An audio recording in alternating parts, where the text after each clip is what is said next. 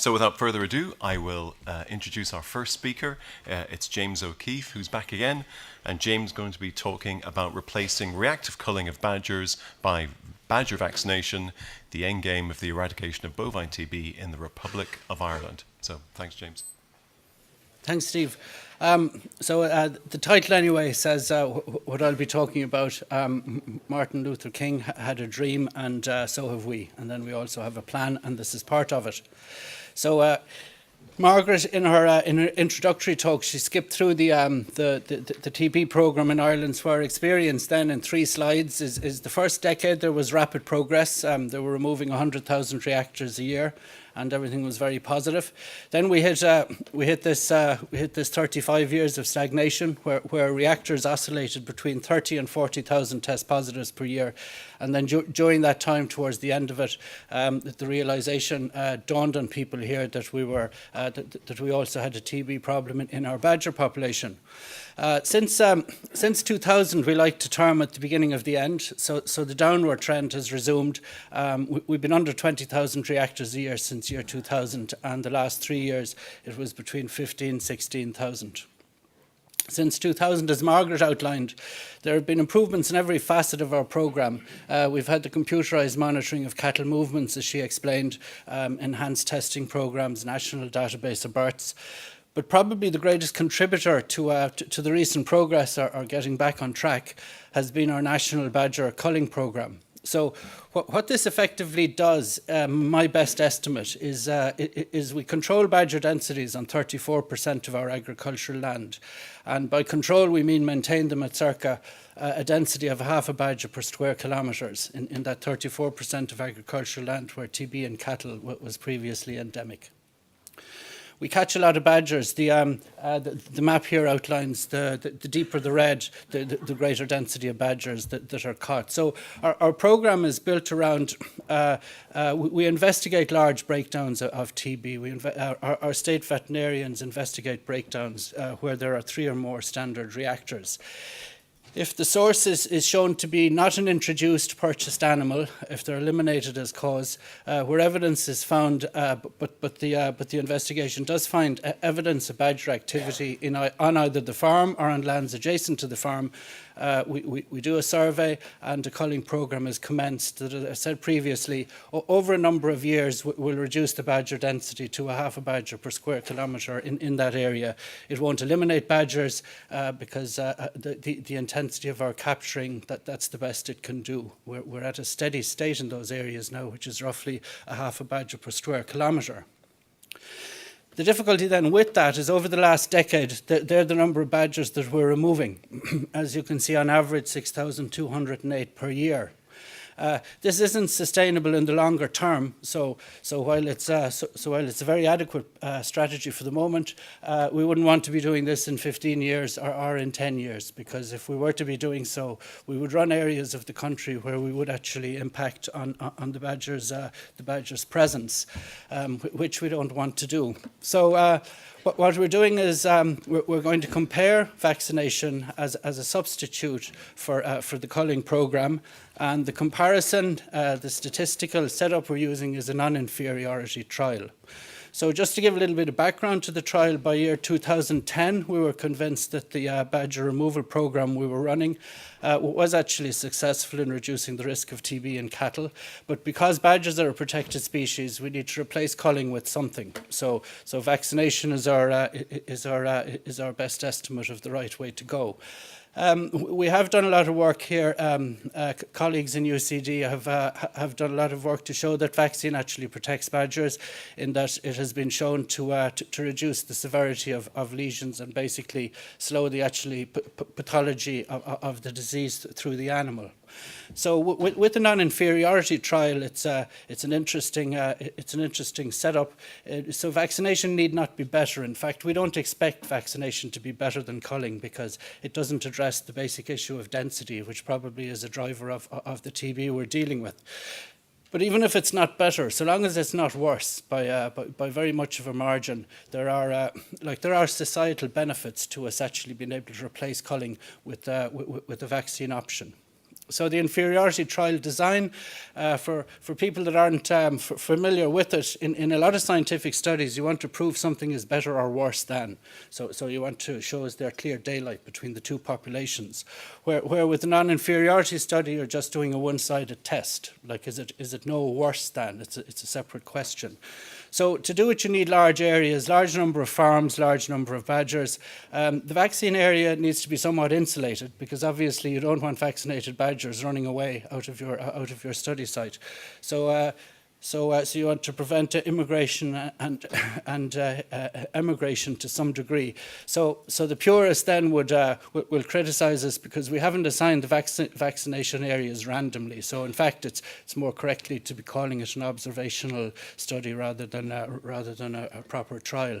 So the outcome measure we're using is herd breakdowns. Basically, how many breakdowns are there with 3 or more standard reactors in an area where we're substituting vaccine for culling and comparing it with an area where culling continues.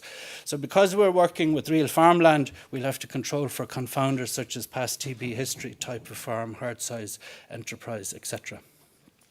So the not worse than. So not worse than obviously allows you a small amount of worse. So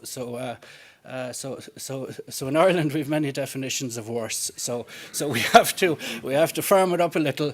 And the statistic we're using is delta. So that's the inferiority margin. So at the start of this trial, we said delta was going to be 1%. If we chose delta to be 0.5%, it would triple the size of our sample size. And we just physically do not have the resources within the department to do that scale of study.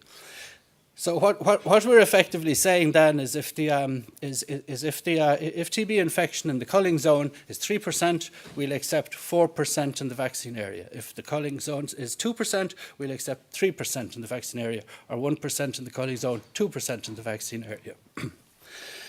So when we were envisaging this back in 2008, we kind of said that the TB levels in the culling zone would be 3% or less, and it has turned out to be so. So we're happy with our setup from back then. The sample size then, as I said, we were hoping to work in areas where the TB prevalence was 3% or less. We need 3,000 to 4,000 herds for such a trial. The literature would tell you that you need, if you're going to do this kind of stuff, you want minimum areas of 140 square kilometres. We've set up 7 sites in 6 counties. The programme will run for 3 years, 2014, 2017. So as you can see, we're in the middle of year 3. So, and then in any of the areas where we put this trial in, there was a culling program running for 5 years before commencing vaccine. Some colleagues have mentioned to me in the break, well, if you're only catching at best half the badgers every time, are you wasting your time? Well, not, but if you catch half the badgers every time for 5 years, you actually have an effect. So we're only moving in when we have basically the badger population culled to what we think is someplace in the order of half a badger per square kilometre.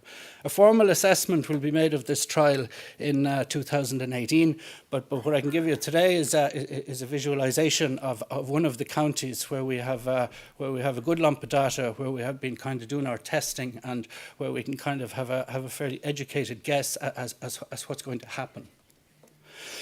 So the non-inferiority trial analysis, for the people interested in statistics, we'll use a binomial GE model with clustering at the herd level because we're taking repeated measures of herds. And then there's other nice stuff there. Bells and whistles will be added on as we go. The non-inferiority trial areas, here they are actually outlined in the country, so there's 7 of them. So there's 7 areas where vaccination is being substituted for culling, and at the end of 4 years we'll say, can we actually roll this out at a broader level? The areas, as we said, the vaccinated area, literature advice would say they need to be 140 square kilometres. So as you can see, our areas are far in excess of that. We are not going to get beaten by not picking our areas big enough. So it's a very, very large trial, 2,800 square kilometres. I mean, it's a very big area. It represents 5% of our agricultural land. This is from my department. This is a very important question. We have a culling program that has reduced TB to the levels it is, or contributed largely to its reduction being achieved.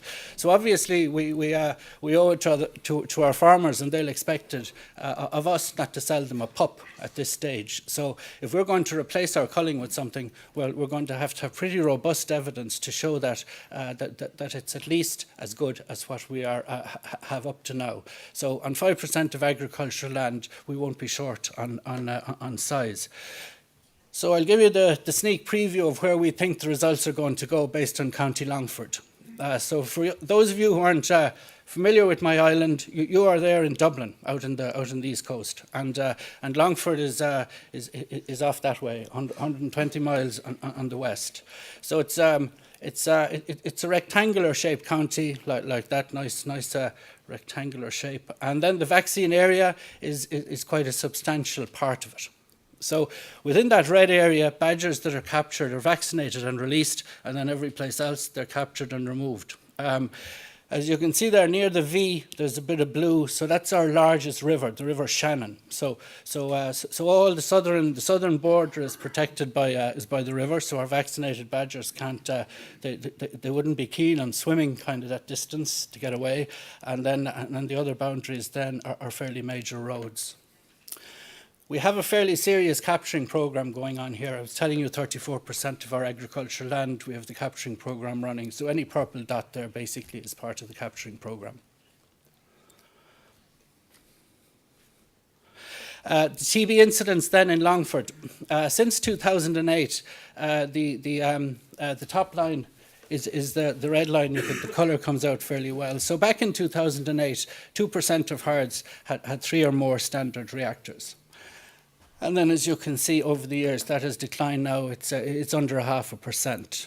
And in the area then that is now the culling zone, there wasn't quite as much TB back in 2008, 1.5%, and then that is kind of hopping around the 0.5% level now. To remind you then of our not worse, our delta, so we'll be able to we will conclude that we will be able to switch over from culling to vaccine if the difference remains less than 1%. So in Longford we began the testing for this project back in 2011. So we have data from 2011, and this is when vaccination started in the vaccination release area. So as you can see, the two areas have moved in tandem since 2008. So you wouldn't want to be wildly kind of have a very wild imagination to figure out that not a lot is probably going to change in the next in the next 12 months. And this picture has been replicated in the other 6 sites where this is running. So my expectation is that at the end of 2017 we'll be able to put a report to my minister that's able to say if you wish, and we recommend that you can actually change over the majority of our culling to vaccination release, therefore probably reducing the requirement to cull badgers from the 6,000 odd a year that we cull at present to someplace in the order of 1,000, 1,200. Culling 1,000, 1,200 every year would be sustainable in perpetuity without damaging the badger population. So that's obviously where I hope we will go. Thank you for your attention, and I'd like to acknowledge the co-authors that work with me on this, and also the SVIs and the staff in all the counties that actually deliver this work. Thank you.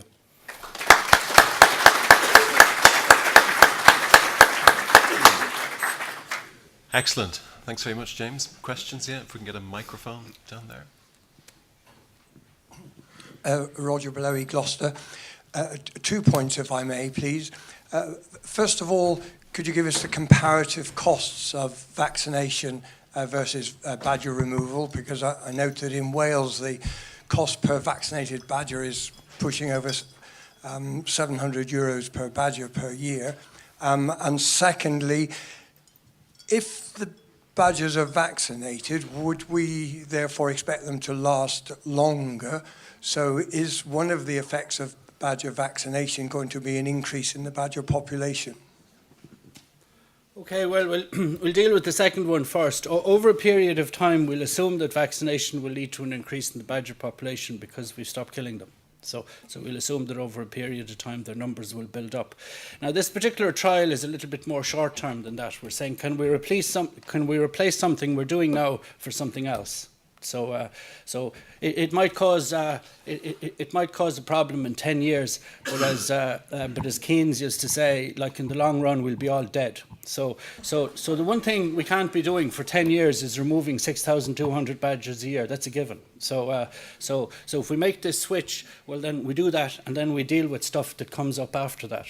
As to the costs, at the moment, the cost of this business is cost neutral. Because when we shoot a badger, we have to tag it, put it in a bag, get a courier to take it to a central laboratory, get it examined, and pay €24 to get it incinerated because it's classified as special risk material. Obviously, if you vaccinate a badger, you just wave goodbye, and that's the end of all that. So there are extra costs, obviously, because you have to anaesthetize the badger, and the 6 sites that we're working at, the veterinary staff there are actually looking after this as part of their normal duties. Well, in fact, they're doing all their normal duties, and then they're doing this on top of it because they have a particular they have a particular interest in it. So when we actually come to the end and how do you roll this out? Well, then my department has a few decisions to make. Are we going to continue marking the badgers? Because to do that, we'll have to anaesthetize them. If you anaesthetize them, you're going to have a veterinary presence. So we'll have to sit down with the bean counters then at some stage and start saying, okay, you know, how much are you guys going to spend for this, or do you want do you want a yellow pack job? You know, just catch the badger, vaccinate and release them. Don't mark them. Personally, I'm not too keen on that because I need to know whether a badger is vaccinated or not when an area goes down in 4 years' time where we've been running vaccination. But there are things that it's called decision making in a fuzzy environment, but we'll get to them. You know, it's just we have to stop killing 6,200 badgers every year, and vaccination looks like it'll allow us to do that. Okay, one last quick one then, yeah. Yeah, Dan Leonard from Northwest England. A bit aligned to what Roger was asking there. I think the danger is that you make some conclusion that your vaccination is no worse or no different, when in fact you could be just measuring population density. And that is the background to why you have similar at low levels, if you like. And you could actually be adding costs, and it would seem to me more sensible to just say, we'll maintain a low badger population density all of the time. And whether it's 6,000 badgers or not is sort of irrelevant as long as you have a target population density that you maintain that keeps the disease low. So. Okay, well, I mean, I beg to differ with you, but I see your point. Like definitely what we're seeing now is a density-related effect. But then colleagues like Eamon Gormley in front of you, he'll be coming up with efficacy figures for vaccine which say its efficacy is someplace in the order of 60%. So if its efficacy was 60%, a vaccinated population, so we'll say if we ran into TB problems at 2 badgers per square kilometre, which we have done, so a vaccinated population would have to get to 4 badgers per square kilometre before we'd have the same problems. So it'll take us quite a while to get to 4 badgers per square kilometre. So there's a lot to be, like a policy will end up a mix of a lot of things. So when I say we're going to switch over to vaccine, that doesn't mean we're not going to kill another badger ever again. We'll still be removing, as I've said, maybe 1,200 badgers a year. So it's just if we selectively put our chips on the table, my contention is we're not stupid people, and if we're allowed to move 1,200 badgers a year, we'll remove the 1,200 that are basically causing us our problem, and able to leave the other 5,000 alone. Okay, great. Thanks very much again, James.